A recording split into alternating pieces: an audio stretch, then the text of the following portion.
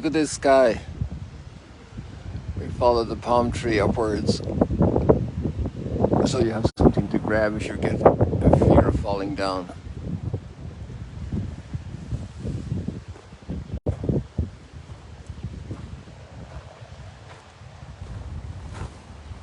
Wintry sky,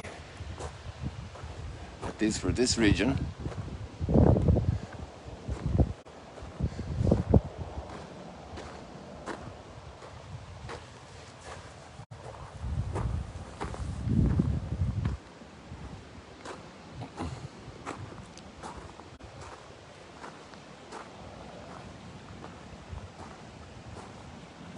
The light isn't strong enough there in the reflection, that brighter light, to give us a reflection in the water.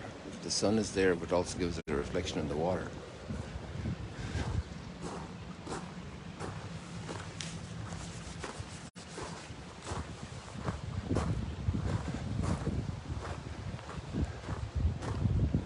We were promised 40% or 60% rain at this time, but no, there's no rain. There won't be any rain, at least right now. We did have some rain last night. Yeah, well, this evening about 7 p.m. and a bit of a short downpour.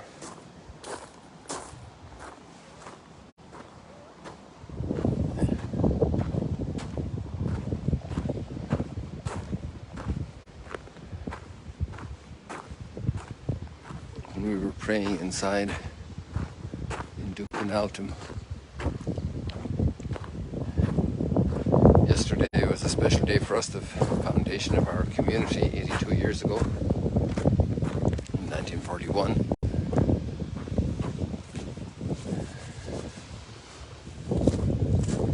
And it's the theme of today of the reading, the theme of vocation. So I came to that community as well 48 years ago. So this year in September it will be 50 years since the first priest came to my school. Community, Legionaries of Christ. He came together with a seminarian that was barely 2 years older than me. Passed away 2 years ago. God rest his soul. And they spoke about the goals and objectives of the community, and something that is happening in the gospel story today is the exact same thing. The discovery in a new way of the person of Jesus. For me it was a new way because I was raised in a practicing Catholic home where we had prayer to Mass every Sunday. But then they spoke about Jesus in a very wonderful way.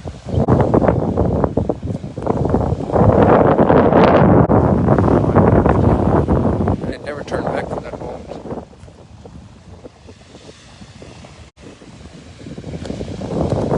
And so these Peter, James, John, Andrew's the first one. And it's named in his vocation. And as soon as he has his vocation, he goes and tells his brother Peter. And then tomorrow we'll have the other ones. So it's an amazing thing, this reality of vocation, to be called.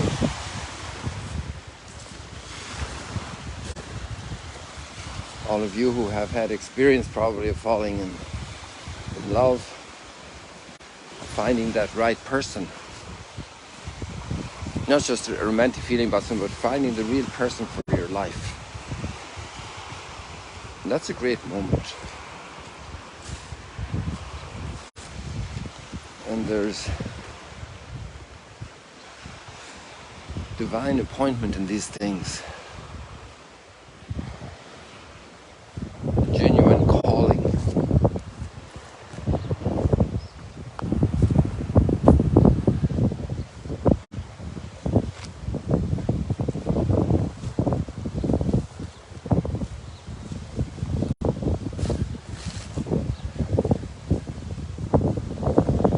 We have found the Messiah. What an incredible statement after one afternoon. There's a coming together of two pieces that fit so perfectly together.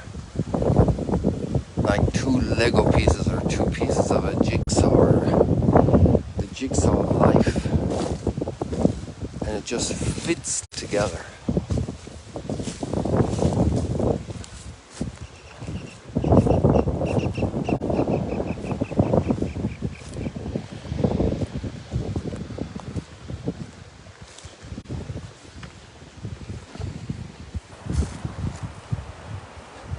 Of course, there's a searching going on.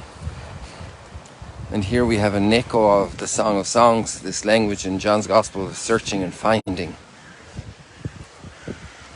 And the soul is searching for that love, for that meaning, sense of purpose.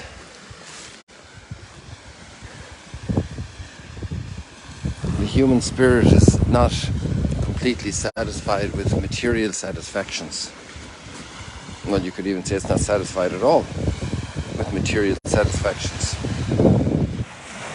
There's a little taste of satisfaction, especially in the aspect of conquering them and winning them and trying for them.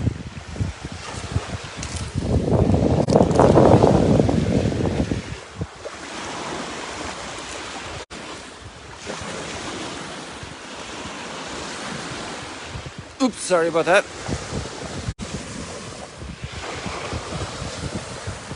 I'll behave myself. Stay a little bit more normal so you don't have to turn on your head.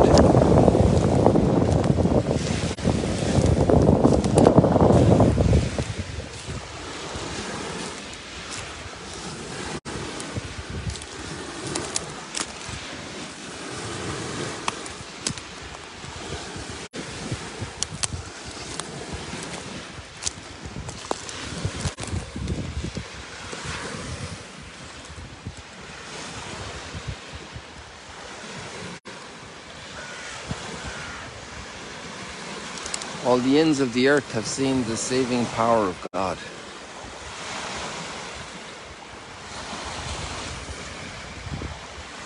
And these callings have gone out, imagine, to the west of Ireland, in my case. And I just saw this sister showing up over there from Argentina. And these calls go out today.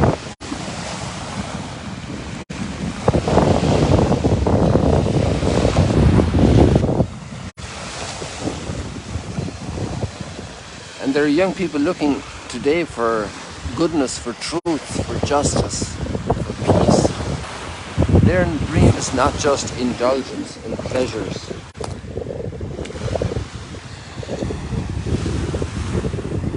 In riches and winning domains and getting a salary. Their thirst is for a lot more. They have a heart for all of humanity. They have a deep longing for a fulfillment. That's the beautiful thing, that this is continuing today.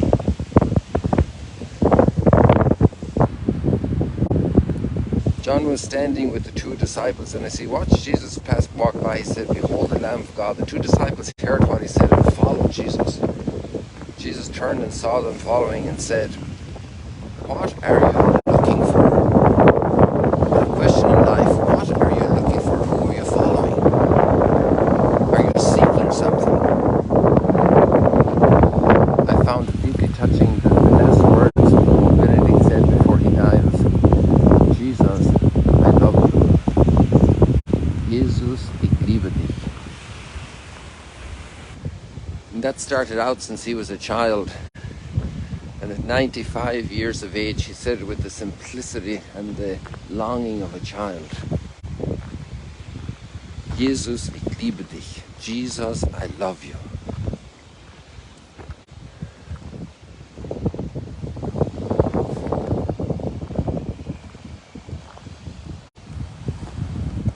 What are you looking for?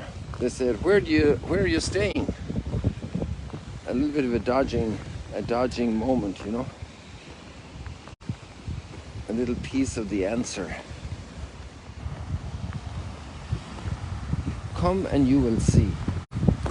It's interesting with Jesus, it's not enough to study a book at a desk.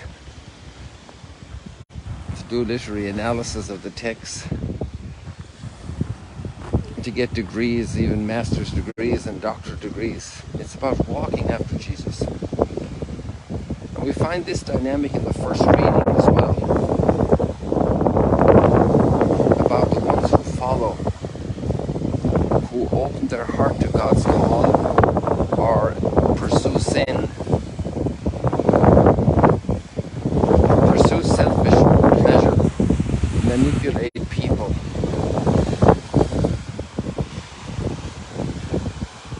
Just have earthly view.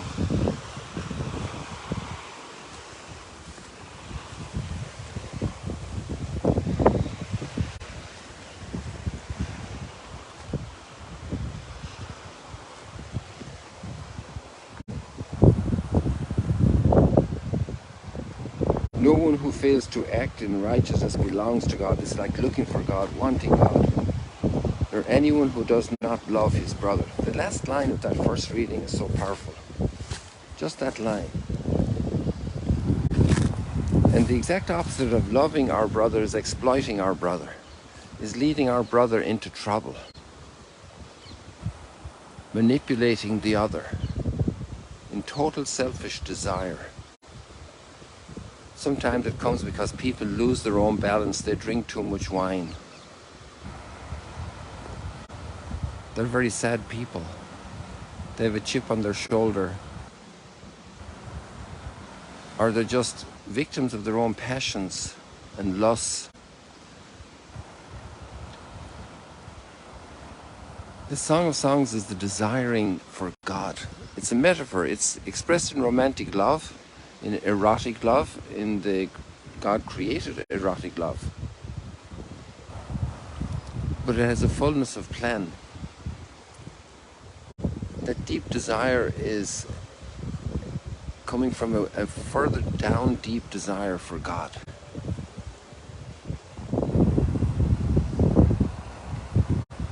And it's also fulfilled in marriage, in faithful marriage, which is an incredibly noble vocation.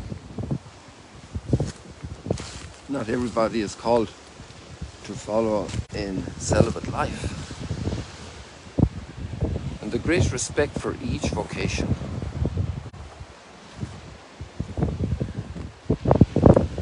There's a holiness about that couple. They belong together. They're blessed by God. What a pity if anybody would disturb them and invade their relationship.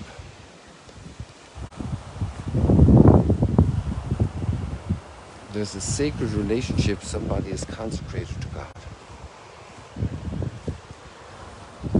How often for somebody to try to invade that relationship?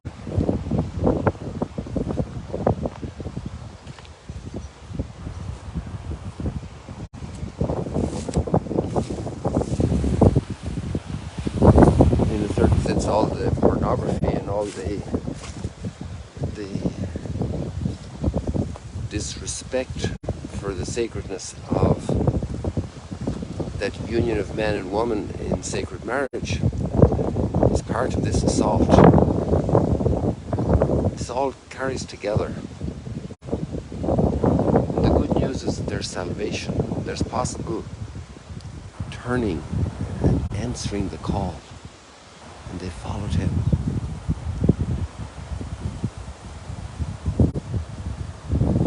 And they discovered the joy of Jesus.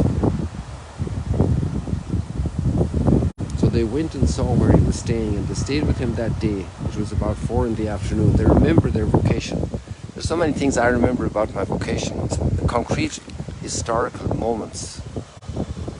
At that moment that Mexican priest came to speak in the school. The moment a seminarian came to visit at home to continue that conversation. The moment of going and doing that first little half-day retreat, and it was a sealed deal. And there were even earlier moments in my childhood that affected that development, prepared it.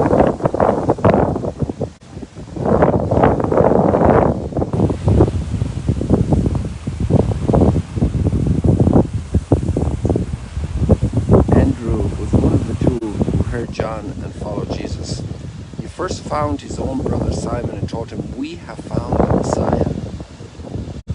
And he brought him to Jesus. See, he loved his brother, like the closing line of the first reading.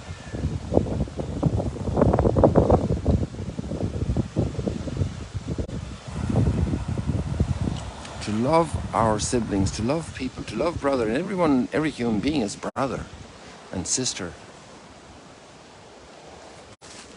And that search for goodness and respect for brother and sister is core to preparation for hearing God's call.